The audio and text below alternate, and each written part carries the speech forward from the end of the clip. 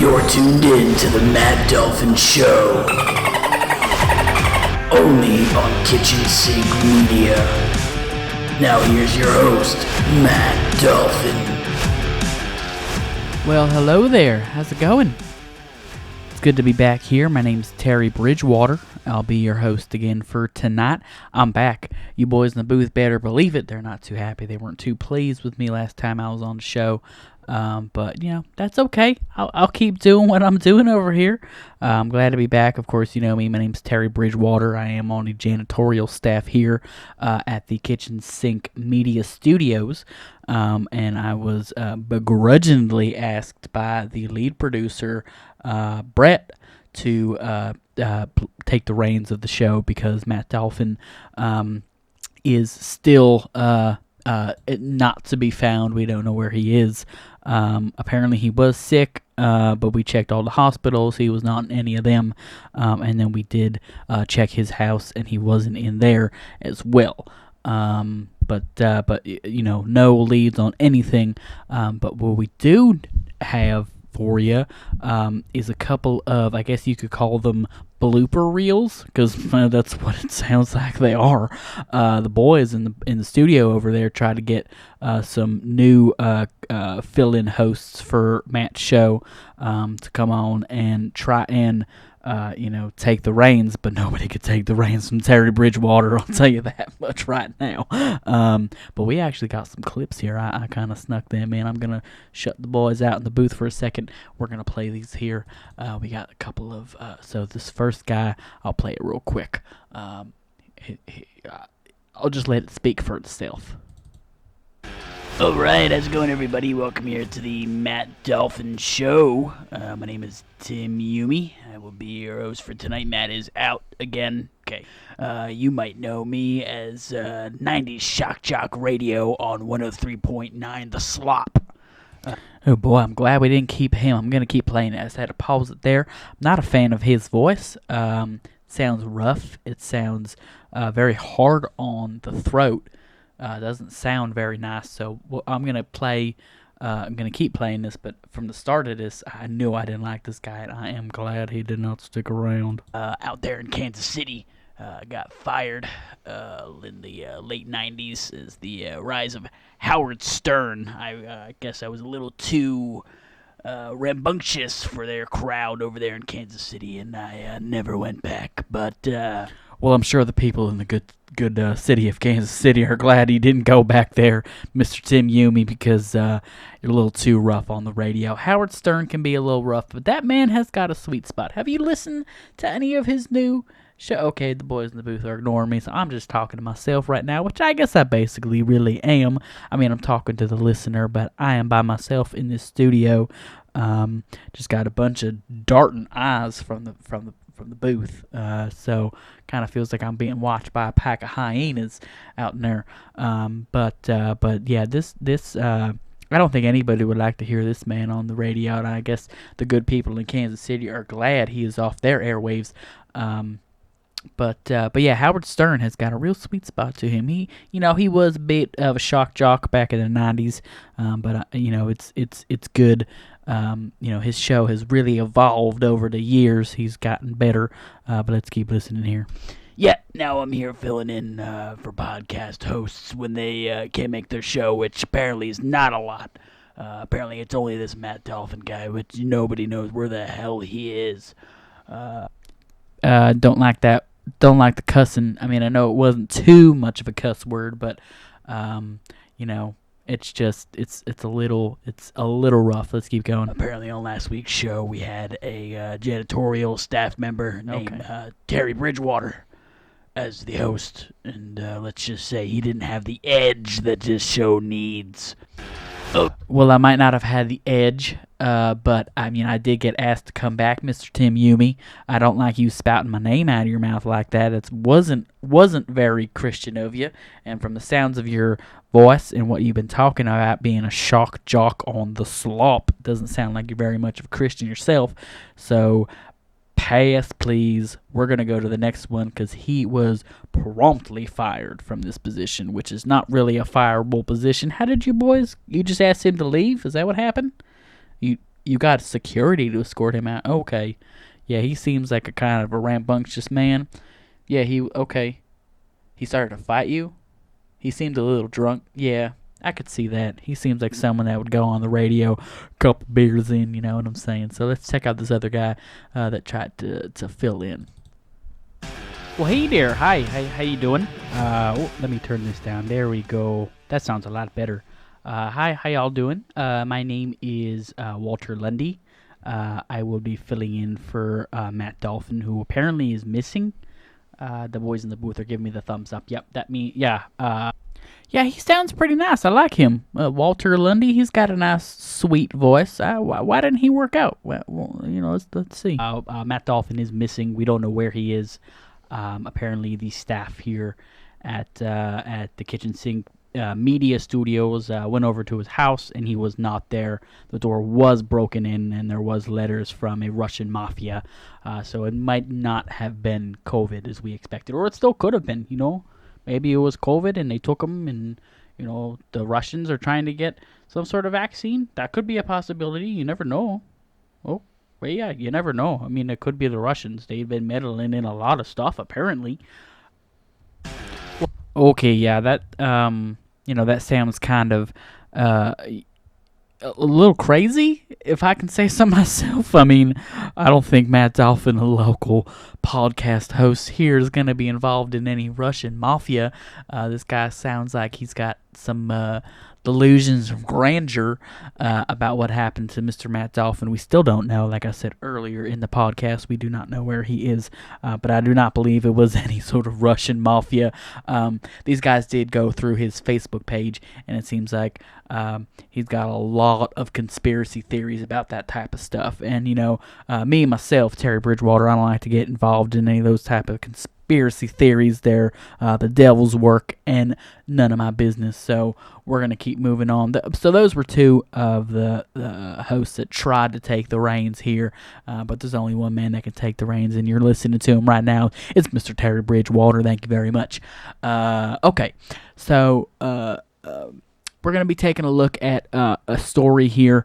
Not really a story, just something that happened last week. So Mr. Mark Zuckerberg and the CEO of Facebook, and Mr. Jack Dorsey, the CEO of Twitter. I don't really like social media that much. Like I said on last week's episode, I'm not a huge fan of social media. I do occasionally go on Facebook, to look at those funny videos they got. What's that? The Dodo? Is that what it's called? Yeah, they got some funny pet videos on there of, golden retrievers, and they got some like crocodiles that people have in their house and stuff. So it's pretty fun. I do like those videos a lot. But, I'm not a huge fan of social media. I don't like Twitter at all. It's just vile, and it's also kind of confusing. It's like a maze of people's angry writings and just misinformation of some stuff. So I just don't like to associate myself with that kind of nonsense at all. But yeah, so these two businessmen went up in front of Congress or the Senate. I don't know. Like I said, I'm not a big politician person. So they apparently testified about stuff with, election type posts on their social media sites.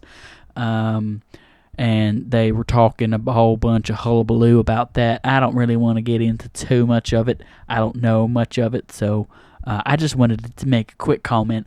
Mark Zuckerberg, he's only 36 years old. That man looks so old for his age. I mean, it shows what, all that stuff and hullabaloo going on in Silicon Valley, is that what they call it? All going on out there. It really ages a man. I mean, he looks well into his late 40s, possibly early 50s, and he's only 36. I mean, he's a young, spry man. He should be out there, enjoying life, not sitting stressed out in a frickin'... Oh, I'm sorry. Whoa, I said frickin'. We're okay. I thought I slipped up. I didn't. Thank you, Lord. He should be sitting back in a lawn chair on the beach, drinking a Mai Tai and enjoying the Lord's view. not sitting cooped up in an office crunching the numbers on some, Macintosh laptop. And this Jack Dorsey from Twitter, yeah, he looks like a gosh darn caveman. I mean, the man's beard is about hanging down to his ding dong. You think for a billionaire he'd be able to at least hire some sort of barber, or at least get some clippers or something to be able to trim up that beard. It's a little too long there, Mr. Dorsey. You might want to get it checked out. Next, okay. So we're looking here, and one of the stories that came up on Matt's feed that he likes to talk about is this Joe Exotic from. Let me turn this down and make sure we don't get any ads popping up here. I don't want the boys in the booth getting mad at me again, or even more mad than they already are. So Joe Exotic, he was the star of the Netflix docuseries Tiger King, which was about this man, everybody knows what it is. It was the biggest thing during quarantine. But Joe Exotic, his husband, Dylan Passage, who looks much, much younger than him. He seems to be an older gentleman, probably in his 50s, and this Dylan Passage seems to be, it says here he's 25, so that's a bit of a age gap. No judgments here, but, just seems a little odd. So Dylan Passage was arrested for a DWI. Now, what is the difference between... So, DWI is driving while intoxicated. DUI is driving under the influence. But what in the heck is the difference between the two? They sound exactly the same. I don't know, but he got arrested for it. He looks like he was driving drunk, intoxicated. It says intoxicated. I'm guessing that means drunk. So he was arrested, and Joe Exotic is still in jail for attempted murder. So that happened. So we're going to continue on. It looks like here, a big thing that came out this week, or I guess not this week, but, in weeks prior, was the big debate versus the PlayStation 5 versus the Xbox Series X. Now, I myself am not a big video game I guess I'm just not a big technology person. Let's just say that out loud. I'm not a big technology person, but there's a big debate between the PlayStation 5 and the Xbox Series X. Now, again, I don't know anything about any sort of electronic doodad or thingamajig, so this PS5, apparently the controller, it shakes. Is that correct? It does more than shake? Okay, they're giving me a very sarcastic tone in the booth, but yeah, it makes you feel like something's going on in the game, which is pretty cool, I guess. You get a little bit of sensation from that. Hopefully they're not using it for any other things that would be against the Lord's will. But the PS5 apparently is winning this battle of the brains in gaming. A lot of people seem to be liking that. Now Xbox, I saw the console that it is, and it just looks like a big trash can. And the PS5, this thing's about as big as a boat. So try having that fit in your TV stand and not have your toddler or a freaking cat knock it over and break it. I did see this one video. This guy had bought the PlayStation 5, and his cat did knock it over and broke it immediately after he bought it. I mean, I'm pretty sure the guy probably got a game in, and then it broke, and he had to take it to some guy on TikTok to get it fixed. So that was very unfortunate for that man. That was a big debate going on. It's Christmas season, so everybody's out, or it's almost the Christmas season, I should say. Everybody's deciding whether or not to get the PS5 or the Xbox Series X. And these things are pretty pricey as well. They're worth a pretty penny. They're going for at least $500 each, but then there's people buying them up and reselling them online on eBay and stuff like that, and they're going for almost $1,000. That's a lot of money.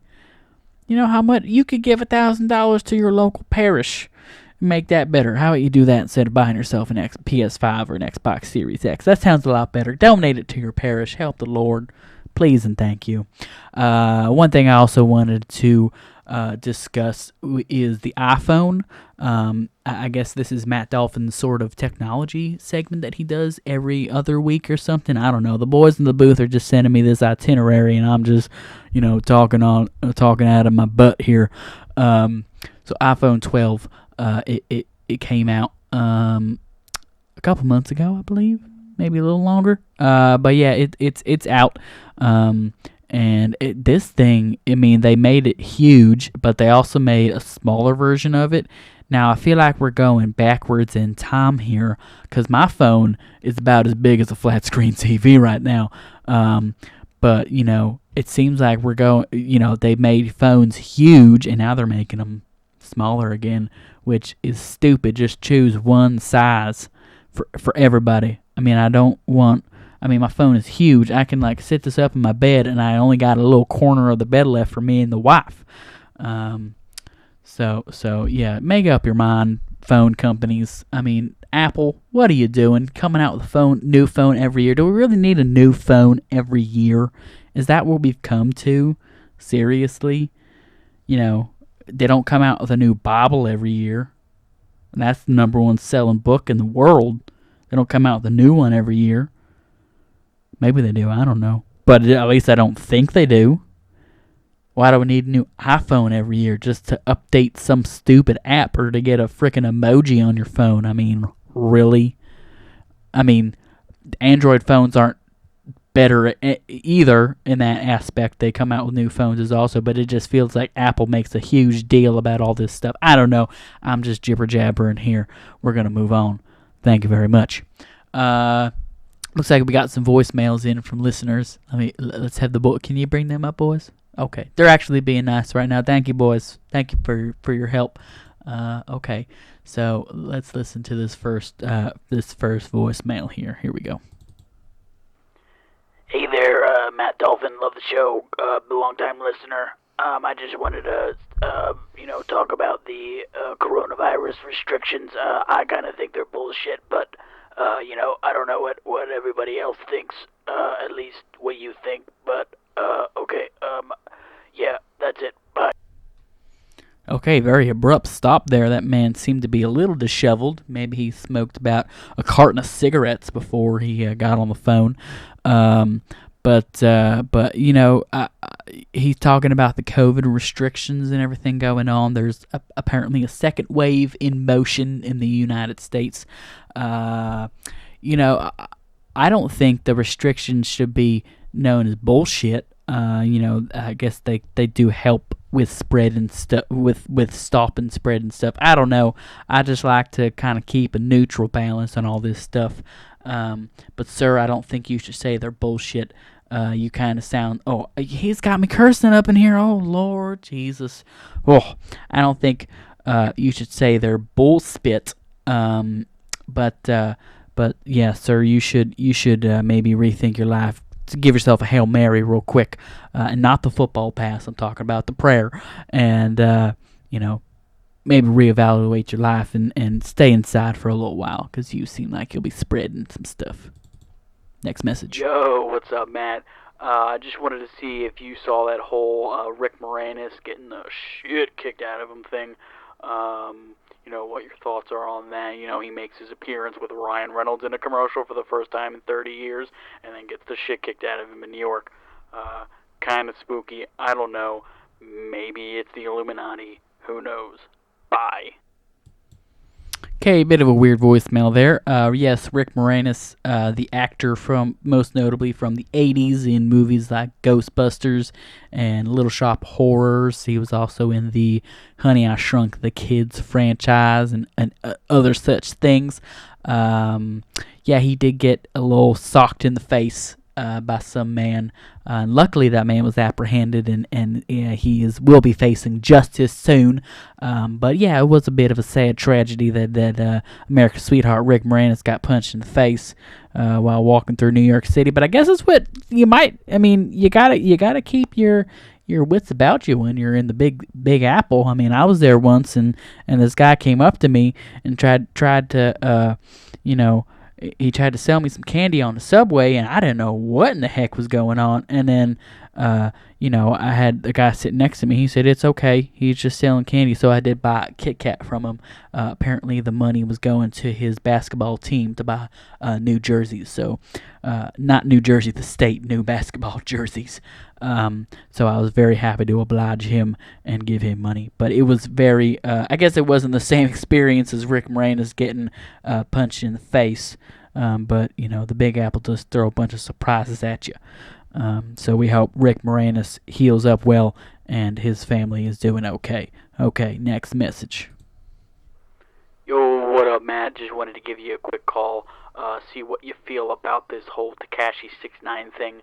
I just saw that someone just put out a documentary recently about the guy, and I think he's a little bit of a cool kind of fella with his rap music and all that kind of cool stuff. I don't know much about the stuff, but I just wanted to see what you think about this whole stuff. I know you're a big rap aficionado, I guess you could call it. So just let me know what you think about Tekashi 6ix9ine. Thanks. Yeah, Tekashi 6ix9ine. I'm not too sure about this man. I did see an article about him. He was a bit of a rabble-rouser, and did a lot of things that upset a lot of people. And then apparently he was a part of some sort of gang. Is that correct? Yep. Okay, he was part of some sort of gang. And then got in a bit of trouble, and went to jail for a little bit, and then came out, and now there's a documentary about him. So it sounds like, things are working out for this fella. He does have an interest. The boys are pulling up a picture here. He's got rainbow hair, and he's got the numbers. I'm sorry, he's got the number 6ix9ine tattooed everywhere. Now, why 6ix9ine? Is that referring to something? What are we? It's a what? The boys are telling me it's a sexual position, and this boy's calling himself that. What in the why is this guy doing? Okay, I don't need a diagram of what 6ix9ine is in sexual terms. Okay, I don't need this. I don't need that, burning into my eyelids here, boys. Please do not put that on the screen again. Okay. Please take that down. Now they're just messing with me. They put up some sort of pornography video on the screen, and, my wife's going to be very mad at me if she finds out that I saw that. So please take that down. But why would this boy cover himself in a sexual innuendo? I mean, just to get followers on the internet? Is that why he would do that? Just doesn't make sense to me. Sounds like tomfoolery, and I don't like any of it. A goodbye, Tekashi 6ix9ine. Okay. So it looks like that's gonna be it for tonight, or whatever time of day you're listening to this. Because again, this is a podcast. Yeah, that looks like it's about it here on the Matt Dolphin Show. I want to thank everybody for listening again. Thank you for tuning in, and let these boys know here that you want to keep hearing myself, Terry Bridgewater, on the airwaves as long as Matt Dolphin is out of wherever the heck he is. He is still currently missing. So, we will. We're gonna wrap it up here, but thank you for tuning in, and God bless y'all. Thank you very much.